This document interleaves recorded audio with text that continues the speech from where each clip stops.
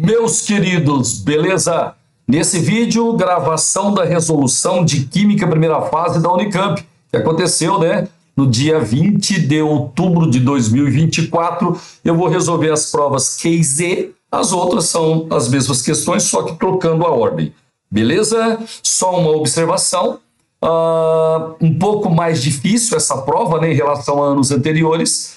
Alguns textos poderiam ser melhorados, mas no geral foi uma prova bacana e eu tenho certeza que você saiu muito bem. Então, sem perder tempo, vamos à solução.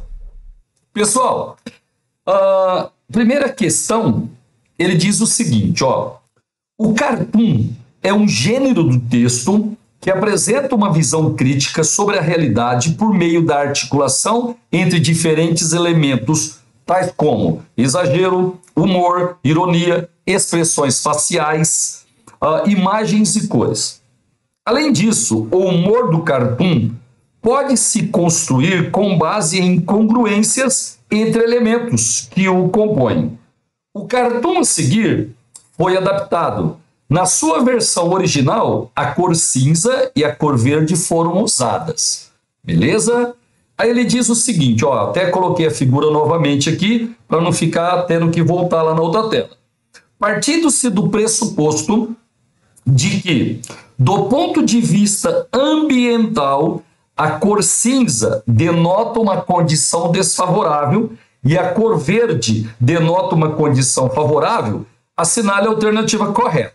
Pessoal, do ponto de vista ambiental, se você observar, aqui em cima nós temos uma usina termoelétrica, provavelmente, que está queimando carvão, ou gás natural, e está liberando na atmosfera muita fumaça. Você está vendo aí? Isso é uma condição desfavorável ao meio ambiente. Então, no cartoon original, isso com certeza tinha cor cinza. Agora, se você se atentar à bicicleta e à ciclista, a gente já percebe aqui na bicicleta, Eco-Ride. Então, a gente sabe que esse veículo aí, ele é um veículo que, do ponto de vista ambiental, ele é favorável. Porque a gente sabe que veículo elétrico, você está vendo aqui, está carregando eletricidade, veículo elétrico não emite o tanto de gases nocivos, tanto para a chuva ácida, quanto ao efeito estufa, E aqui na blusa da pessoa, você pode observar que tem o desenho de uma árvore. Então, esse conjunto aqui, ele com certeza no cartoon original, ele estaria com a coloração verde, porque do ponto de vista ambiental, ele denota uma condição favorável. Tá certo?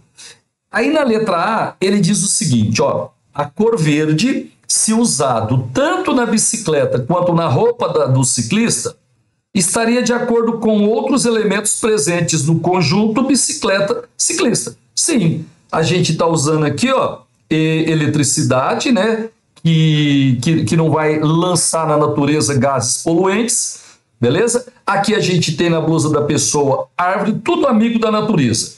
Aí ele diz assim, a concepção da ciclista sobre a transição energética está correta. Pessoal, isso daqui deixa o item errado. Veja por quê. Legal, aqui a gente vai usar a cor verde porque está denotando uma condição favorável do ponto de vista ambiental. Só que ela está carregando o seu veículo elétrico, pessoal, nessa tomada, e a energia vem lá da usina termoelétrica. Tá vendo? Então ela está usando uma fonte de energia poluidora para carregar o veículo dela. Tá certo? Então, isso daí faz com que a letra A esteja errada. E olha na letra B. A cor verde, se usada tanto na bicicleta quanto na roupa da ciclista, estaria de acordo com outros elementos presentes no conjunto bicicleta-ciclista.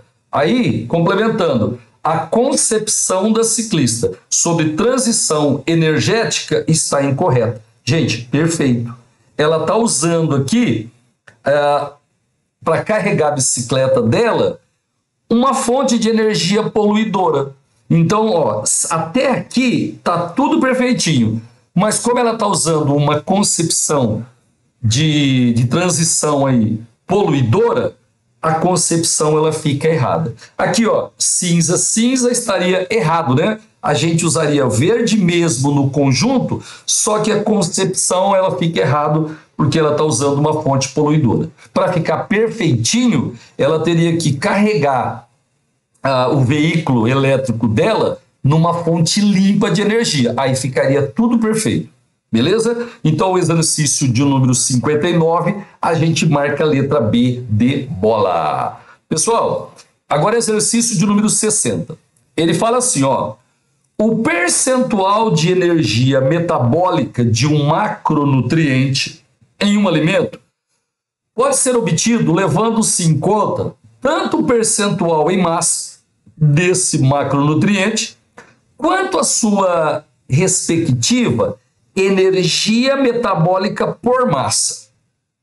Dos macronutrientes que nos interessam, os principais são proteínas, carboidratos e gorduras.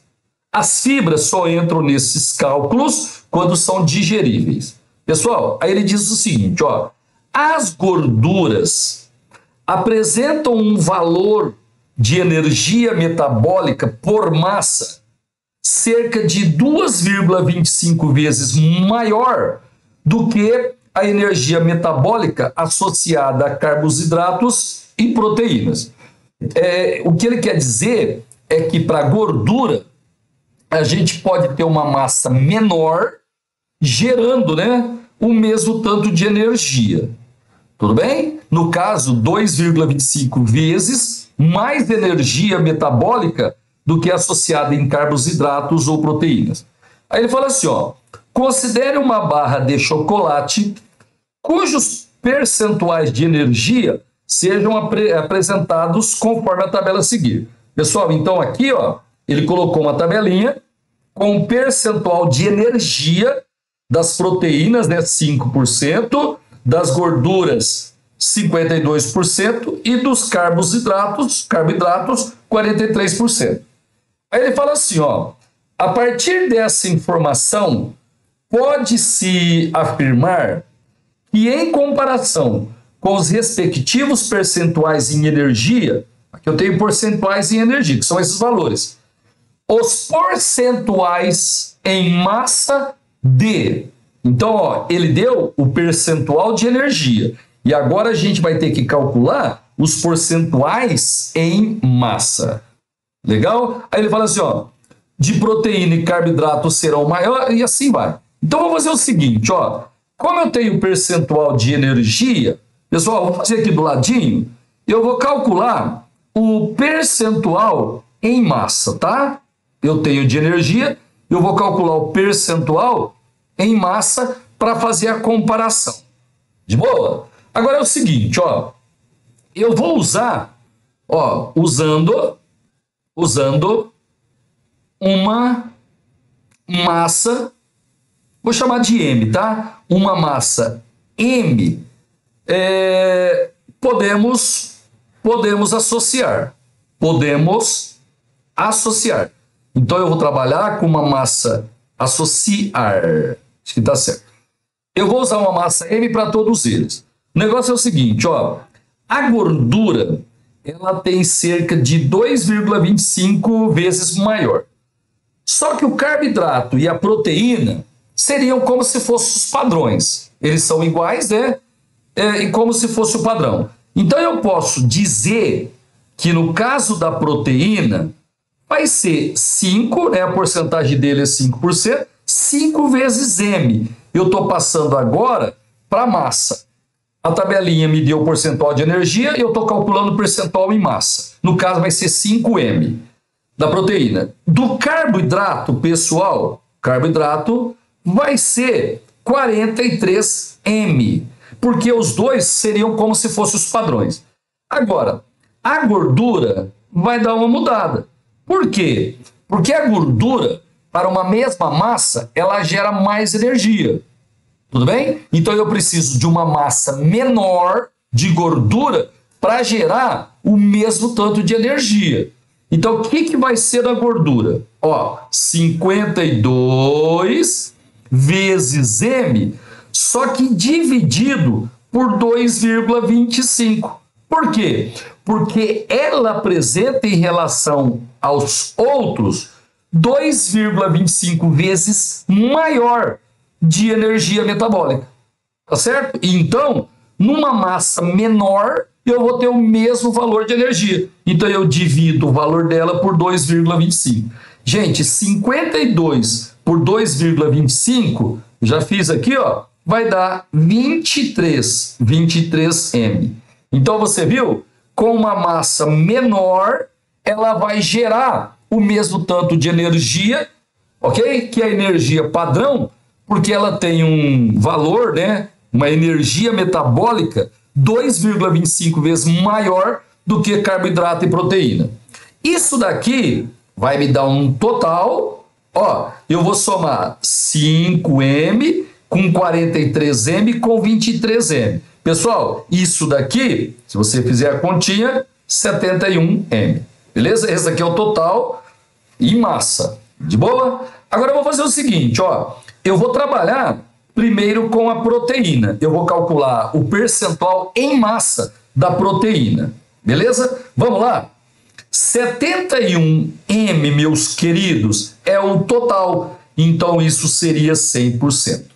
Desse total, eu tenho 5M de proteína, pessoal. Então, isso daqui vai me dar a porcentagem, né, em massa de proteína que eu vou chamar de X.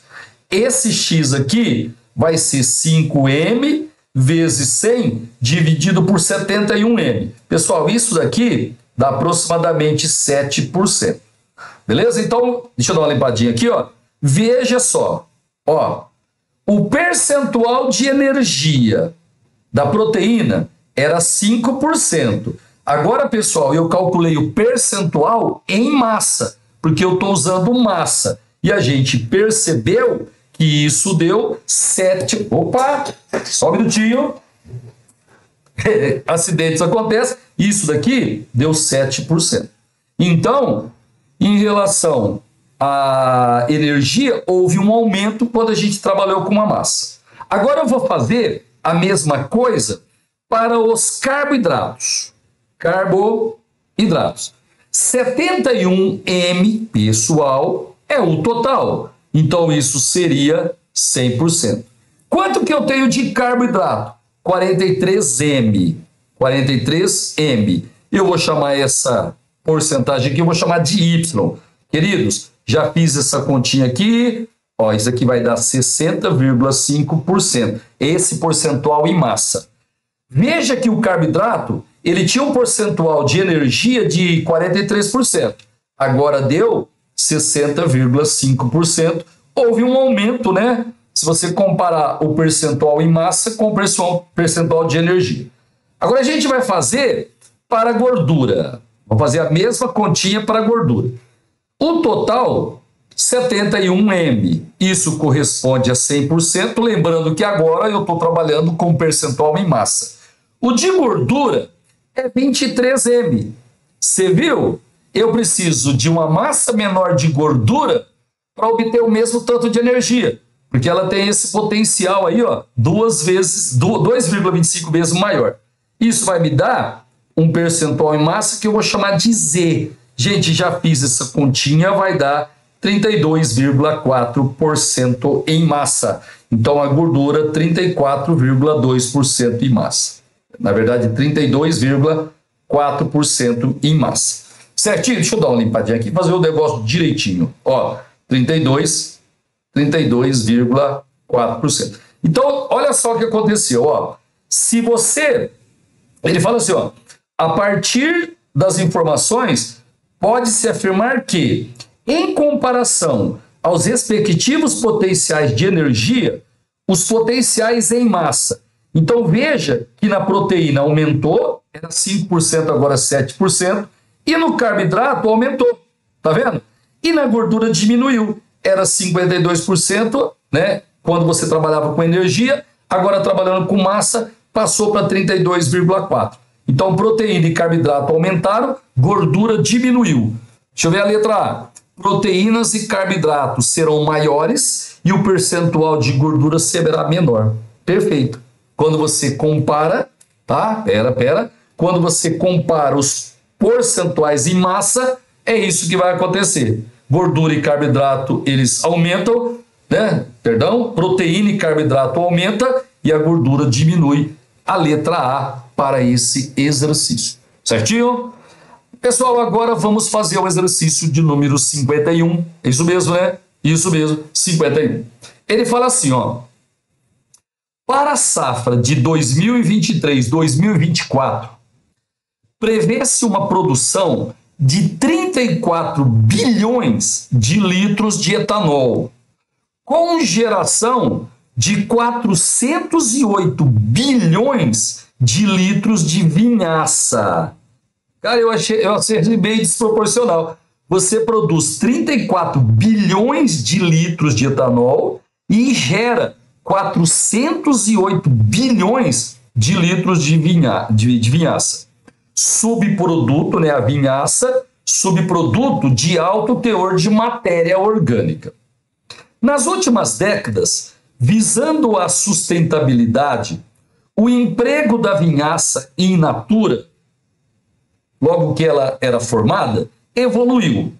Seu descarte direto em rios, olha que absurdo, pessoal, e em áreas de sacrifício, deu lugar à fertirrigação direta, devido ao alto teor de potássio que tem, né, na vinhaça. A partir de 2015, empregando biodigestores anaeróbicos, a vinhaça in natura, aquela que logo foi formada, né, depois da produção do etanol, passou a ser convertida em biogás, o qual, após purificação, é denominado gás natural renovável. Em média, 1 metro cúbico de vinhaça produz até 14 metros cúbicos de biogás. E o subproduto desse processo é a vinhaça líquida biodigerida, que continua sendo utilizada na fertirrigação. Oh, texto longo, hein? Pessoal, aí ele fala assim, ó, em vista dessas informações, pode-se concluir que a sustentabilidade do processo de biodigestão da vinhaça in natura é devido à geração de energia renovável a partir da queima de... Galera, ele falou aqui gás natural. Cadê? Onde está esse trem aí? Aqui, ó, biogás, gás natural. Todo mundo sabe que o gás natural é o CH4, beleza? Então, ó, butano eu posso descartar, butano eu posso descartar. Então, pela queima, né, geração de energia renovável pela queima de metano.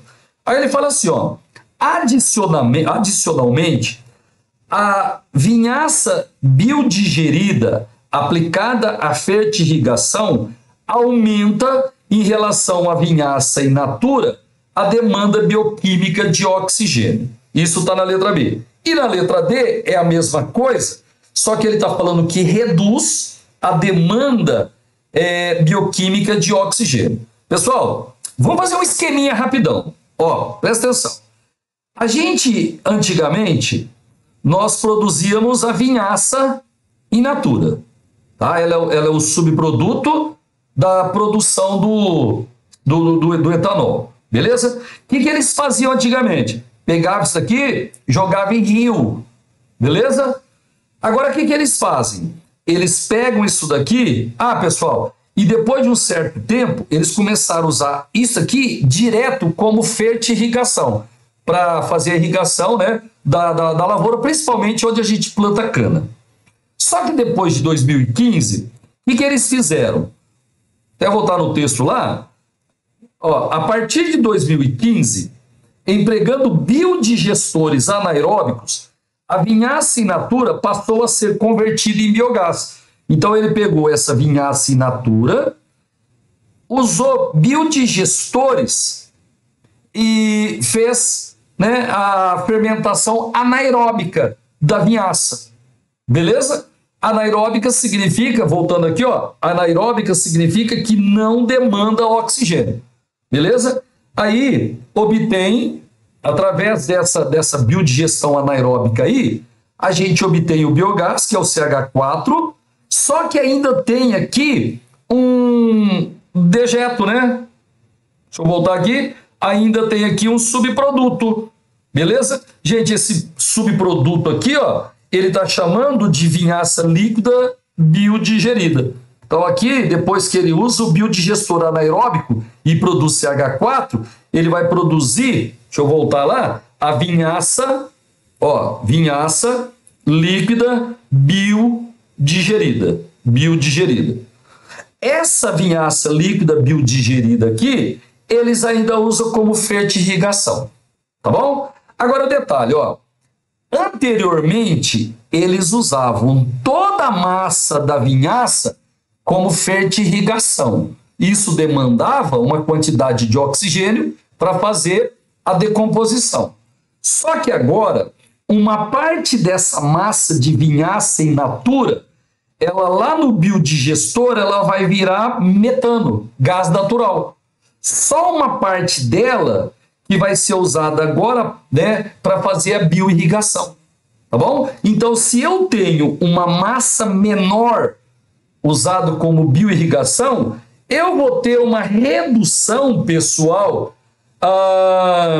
da demanda bioquímica de oxigênio. Eu vou precisar de menos oxigênio para fazer a degradação desse dejeto, né? Desse subproduto. Então a resposta certa é letra D. Se você agora está usando menos massa para fazer irrigação, você vai demandar menos oxigênio. Então reduz em relação à vinhaça in natura, né? A demanda bioquímica de oxigênio. Então esse exercício, esse que achei bem legal, exercício 61, alternativa letra D. Agora a questão de número 62. Ele fala assim, ó.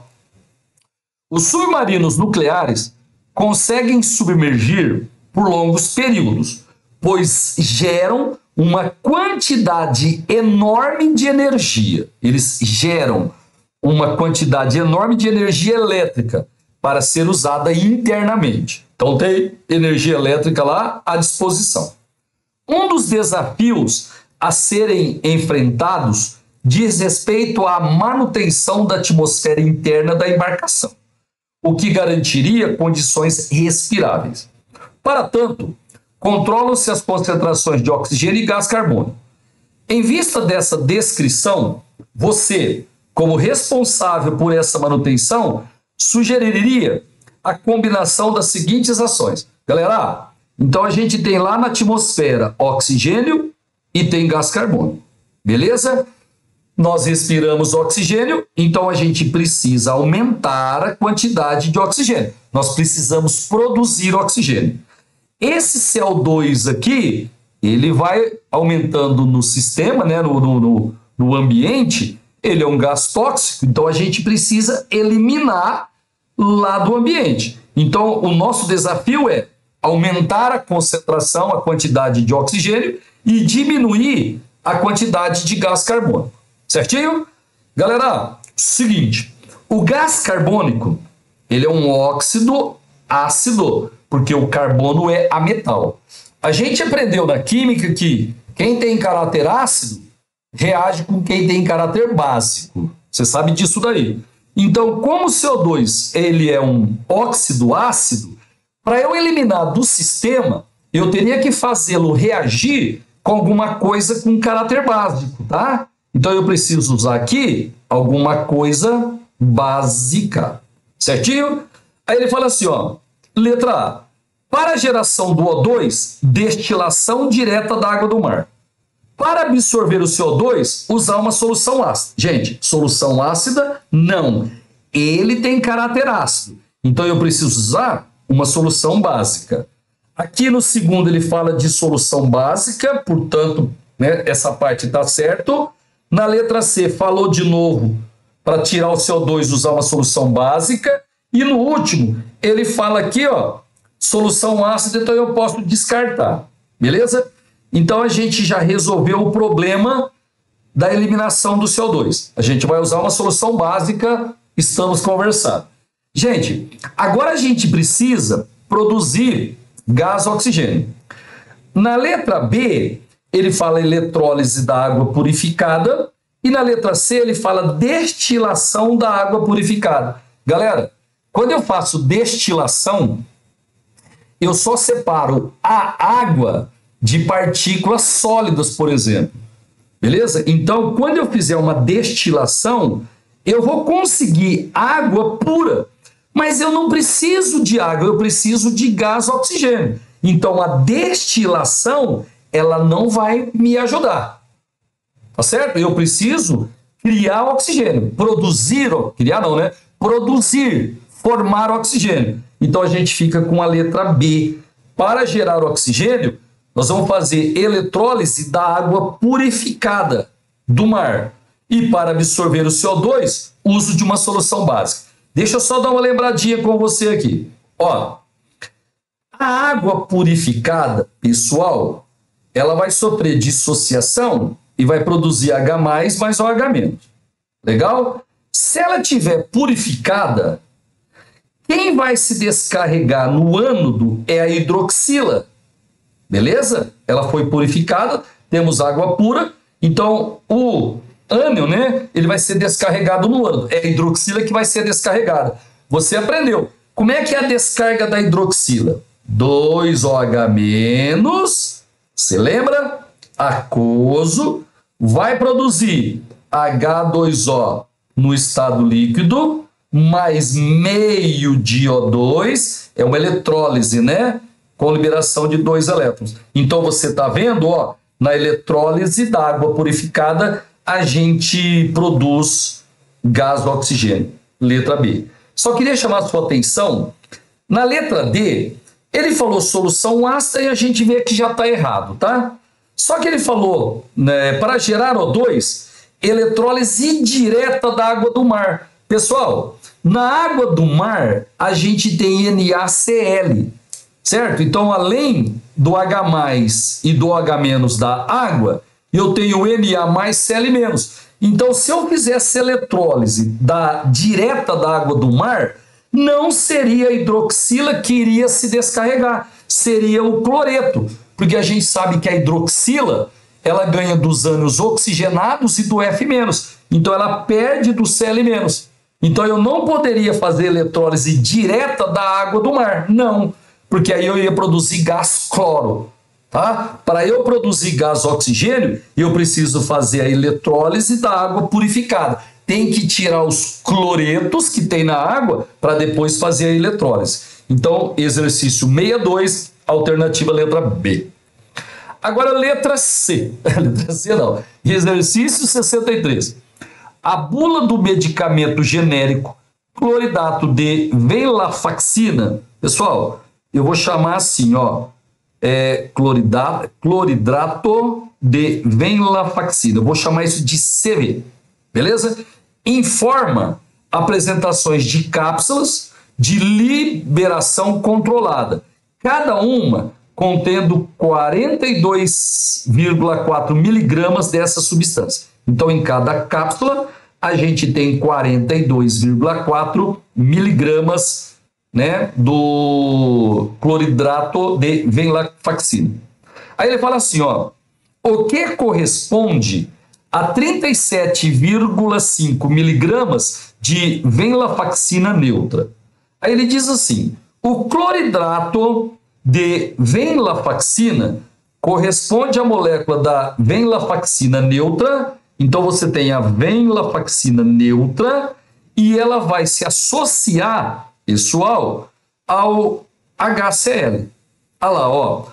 O cloridrato de venlafaxina corresponde à molécula de venlafaxina neutra associada ao HCl. Quando acontece essa associação, você vai criar, né, o medicamento que é o cloridrato de venlafaxina. Entendeu? Aí ele diz assim, ó, isso confere ao cloridrato de venlafaxina, essa associação, uma massa maior, certo? E uma solubilidade maiores em água, porque você está colocando uma molécula polar aí junto com ele, né? Considerando essas informações, pode-se afirmar que a cada molécula de venlafaxina neutra se associam. Ele deu aqui a massa molar do HCl. Pessoal, o negócio é o seguinte, ó, uma molécula de venlafaxina neutra, ela vai se associar ao HCl. Aí nas alternativas, ele está colocando uma molécula de HCl ou duas moléculas, beleza? Então aqui, ó, pode ser um ou pode ser 2. Legal? Então a proporção seria 1 para 1 para 1 ou 1 para 2 para 1. Eu vou fazer o seguinte, ó. Eu vou supondo um HCl, uma molécula de HCl. Eu vou supor uma molécula de HCl. Se não der a resposta, depois eu tento para 2. Agora, só um detalhezinho. Ele diz assim, ó. A massa do cloridrato de venlafaxina é 42,4 miligramas. Ok, pessoal? Tá aqui, ó. Essa é a massa, né, do remédio. E ele disse que tem 37,5 miligramas de venlafaxina neutra. De boa? Então eu posso, através da lei de Lavoisier, né, conservação da massa, dá para eu calcular a massa de cloro que eu vou ter nesse, né, que reagiu nessa associação. Então vamos lá. Lei de Lavoisier, a soma de massas dos reagentes é igual à soma de massas do produto. Então é o seguinte, ó, a massa de HCl mais 37,5, que é a venlafaxina neutra, vai ser igual a 42,4. Gente, daqui eu tiro que a massa de HCl na associação, já fiz essa conta, eu só preciso achar. Deixa eu ver onde está exercício 63. Ó, isso daqui dá 4,9 miligramas. Beleza? Então eu já sei que a associação aconteceu com 37,5 miligramas de venlafaxina neutra com 4,9 miligramas de HCl. Beleza? Eu vou supor inicialmente que nós usamos 1 mol de HCl. Gente, se a gente usou 1 mol de HCl, né, uma molécula de HCl, a proporção ela ficaria assim, ó, 1 mol de venlafaxina neutra reage, se associar, com 1 mol de HCl. Eu estou supondo inicialmente que foi com 1 mol. De boa? Só que eu vou ter agora, como eu estou trabalhando com massa-massa, eu vou ter que passar esses mols aqui para massa. E a gente sabe que a massa de 1 mol a gente chama de massa molar. No lugar de 1 mol de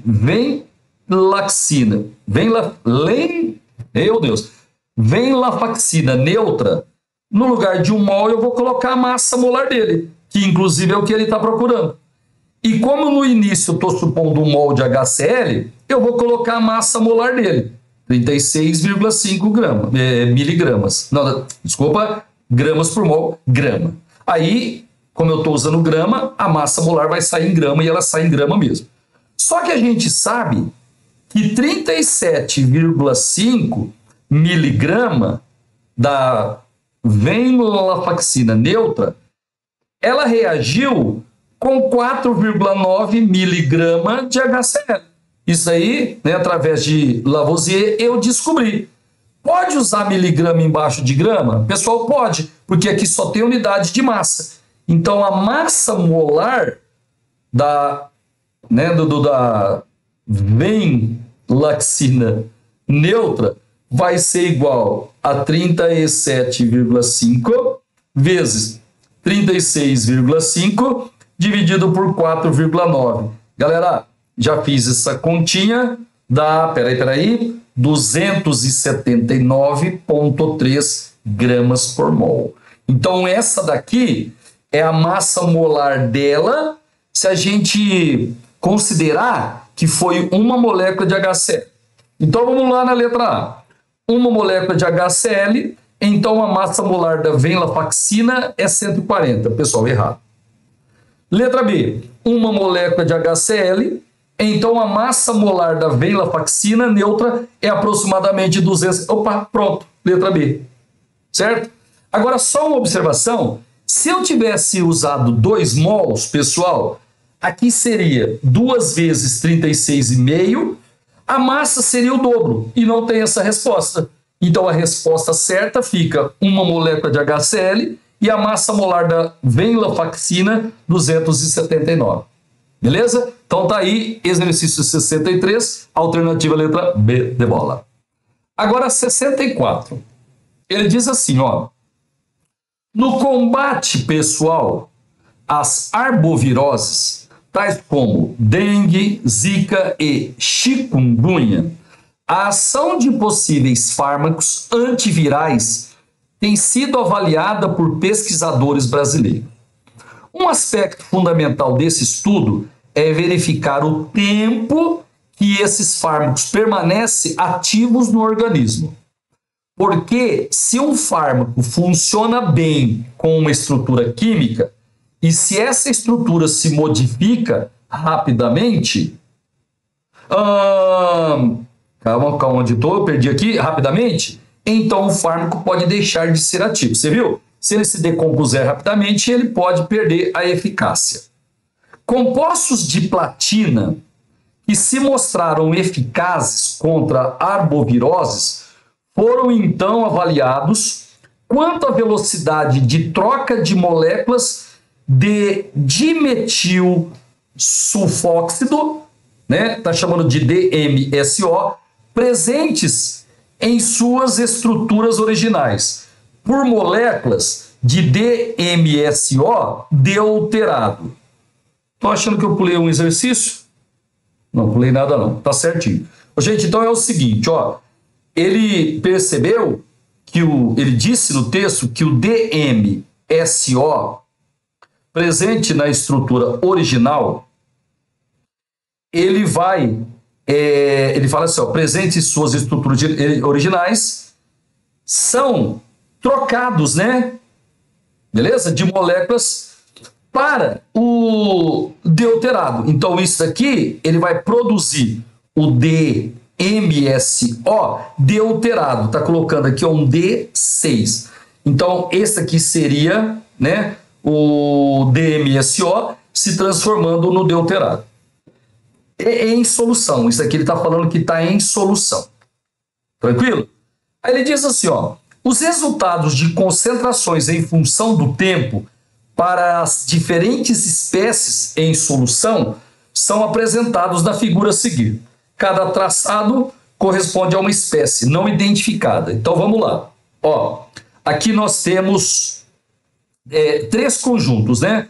Tem vermelho com vermelho, verde com verde e azul com azul. Certinho? Aí ele diz assim, ó, considerando que quanto menor a velocidade de troca, pessoal, quanto menor a velocidade de troca, maior é a eficiência do fármaco. Podemos concluir. Vou escrever de novo. Ó, o DMSO é a substância presente no fármaco. Ele vai ter uma troca e ele vai se transformar em DMSO deuterado. Beleza? E isso daqui, ele fica livre na solução. Foi isso que ele disse no texto. E ele está falando que quanto menor a velocidade de troca, quanto menor, assim, quanto mais rápido esse da esquerda virar da direita, pior é. Olha lá, quanto menor a velocidade de troca, maior a eficiência. Então, se demorar para o da esquerda virar o da direita, aí você vai ter, né, uma eficiência legal do fármaco. Aí ele está falando aqui, os fármacos em verde e azul são os mais eficientes. Pessoal, vamos dar uma voltadinha lá. Ó, o negócio é o seguinte, vamos analisar o azul primeiro. Galera, o azul, a concentração dele está variando de 0,150 até 0,025. Olha só, ó, num tempo muito curto, ó, tá tendo uma variação de concentração, ela está saindo de lá, chegando aqui. É uma variação grande de concentração, num intervalo de tempo pequeno. Então, ele está tendo uma troca muito rápida. varia a concentração dele num tempo muito curto. Então o azul não é legal. Isso acontece exatamente com o verde. Mesma coisa, tem uma variação de concentração rápida num tempo curto, certo? Então, como a troca do azul e do verde está muito rápida, eles não são legais. Agora, veja o vermelho. Ó, a variação da concentração ela é mais lenta. Está diminuindo a concentração num tempo muito grande. Então, o vermelho ele é mais eficiente, porque ele fala assim, ó, considerando que quanto menor a velocidade de troca, maior a eficiência do fármaco, o vermelho é o mais eficiente, beleza? A velocidade de troca ela está lenta, a concentração dele está diminuindo num tempo muito grande, ó, a velocidade vai ser pequena. Então, o vermelho ele é o mais eficaz. Os fármacos em verde e azul são mais eficientes. Errado. O fármaco em vermelho é o mais eficiente. Até agora está certo. O verde e azul são mais eficientes. Errado. O fármaco em vermelho é o mais eficiente. Agora é o seguinte, galera. É o seguinte, ó. Essa curva cheia aqui, ó. Tá vendo? Essa curva cheia, ela começa num valor grande e vai diminuindo. Então, essa cheia ela seria o reagente, o fármaco. Então, esse daqui, ó, o fármaco, ele deveria ser representado com a curva cheia. E os íons livres em solução, eles deveriam ser essa pontilhada, porque a quantidade está aumentando. A gente sabe que o reagente com o tempo diminui e o produto ele aumenta, tá? Então, o fármaco ligado à platina, ele representa a curva cheia e o DMSO livre em solução, ele representa essa curva tracejada aqui. Deixa eu ver onde tem isso daí. O fármaco em vermelho é o mais eficiente. A linha pontilhada representa a concentração em função do tempo. A linha sólida representa a concentração do DMSO livre. Pessoal, errado, né? Ó, o DMSO livre é esse que está na solução aqui, tá certo? Aí, ele seria o produto, ele deveria aumentar. Então, ele é a tracejada. Então, a resposta certa para o exercício 64 é a letra D. Olha lá, ó. O fármaco em vermelho é o mais eficiente. A linha sólida representa a concentração em função do tempo, certo? Do fármaco. A linha pontilhada representa a concentração dele livre. Ele livre é quando ele está em solução. Como ele é produto, tem que ser a tracejada, porque aqui aumenta durante o tempo. Então, a resposta é a letra D para esse exercício. Tem mais? Tem. Exercício de número 65. Galera, os repelentes tópicos para a pele foram projetados para proteger por contato ou a pequena distância contra picadas de inseto. Além desses, há os repelentes ditos espaciais, compostos cuja ação repelente é garantida para distância um pouco maiores. Um repelente espacial cria uma zona livre de mosquitos causadores de arbovirose. Aí ele cita 3 aqui, ó. Óleo de cravo, icaridina e transflutrina. Foram então testados para prevenção contra fêmeas do mosquito Aedes aegypti, que são as responsáveis pela transmissão dessas doenças. Os resultados, né, desses testes são mostrados na figura a seguir. Está aqui a figura, pessoal. Ó, à esquerda foi analisado o efeito repelente e aqui na direita a ação inseticida. Esses daqui da esquerda eles repelem, esses da direita eles matam, né, o mosquito. Beleza? Lembrando que se você olhar aqui, ó, essas figuras cheias, elas representam a repelência. E essas figuras vazadas aqui, elas representam o efeito inseticida. Aqui, ó, mortalidade. Tá bom? Aí ele fala assim, ó, Com base nos resultados experimentais, é correto afirmar que na faixa considerada... Gente, vamos dar uma olhadinha aqui. Vou dar uma só limpada aqui para ficar mais fácil de você enxergar. O negócio é o seguinte, ó. Essas figuras cheias aqui, elas representam a ação de repelência. Beleza? Dá para você perceber que se eu usar essa concentração aqui, ó, se eu usar essas concentrações aqui, a transflutrina, ela tem ação, ela tem efeito repelente. Aqui, ó, até essa concentração aqui, ela tem efeito, né, repelente.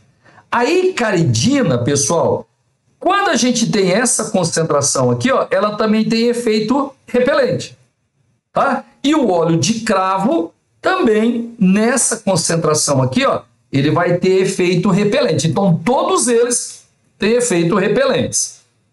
Você entendeu, né? Agora, vamos analisar o efeito inseticida. O efeito inseticida, a gente lê aqui na direita, e são essas figuras vazadas aqui. Ó, se você observar, a transflutrina, pessoal, quando a gente usa uma concentração até zero, ó, nessa faixa de concentração aqui, o efeito inseticida dela é zero, ó, tá aqui embaixo, zero. Mas se eu usar a partir dessa concentração até aqui, ó, se eu usar de 0,1 miligrama até 0,3, pessoal, olha lá em cima, ela tem ação de inseticida, ela vai matar o mosquito. Já a icaridina, você pode usar qualquer concentração. O efeito inseticida dela é zero. Isso vai acontecer também com o óleo de cravo, ó. Tá aqui, zero. Aqui que eu leio o efeito inseticida, aqui é zero, ó.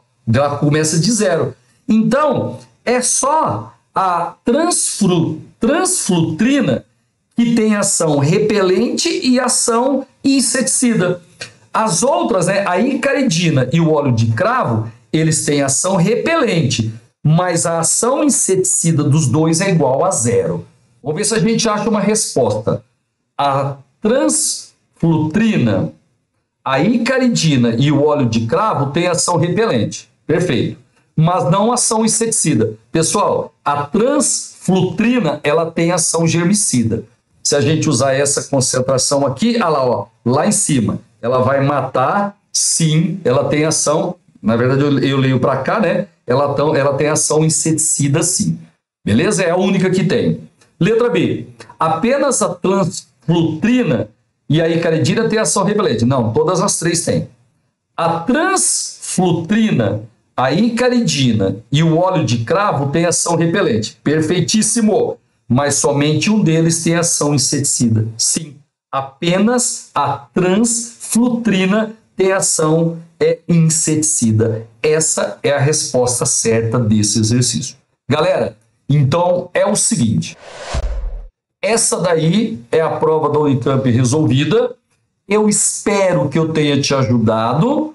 Viu que é uma prova... ela sai um pouco do padrão normal que a gente tá acostumado aí, mas se você analisar com calma, né, você chega nas respostas. Um abraço, até mais, fica com Deus.